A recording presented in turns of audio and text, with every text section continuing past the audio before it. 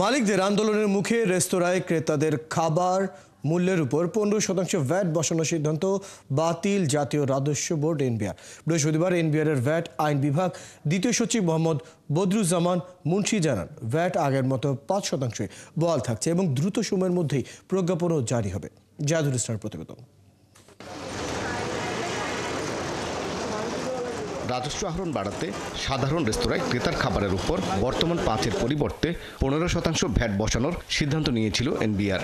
এটি কার্যকর হলে 100 টাকার খাবারের উপর ক্রেতাকে ভ্যাট গুনতে হতো 15 টাকা, যা হাজারে গিয়ে দাঁড়াতো 115 টাকা।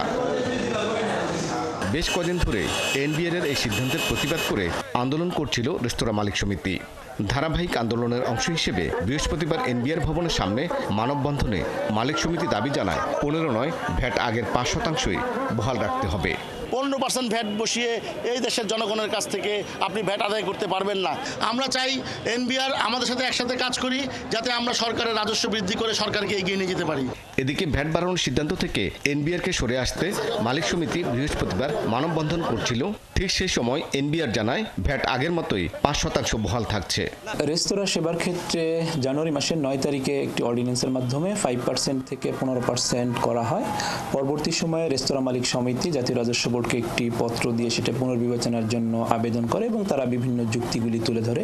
সেই পত্রটি জাতীয় রাজস্ব বোর্ড কর্তৃক এবং সরকার কর্তৃক গভীরভাবে পর্যালোচনা করা হয়েছে এবং জনগণের স্বস্তি দেওয়ার লক্ষ্যে জনস্বার্থে সরকার কর্তৃক ইতিমধ্যে সিদ্ধান্ত গ্রহণ করা হয়েছে যে রেস্তোরাঁ সেবার ক্ষেত্রে ভ্যাটের হার আগের মতোই 5% বহাল থাকবে।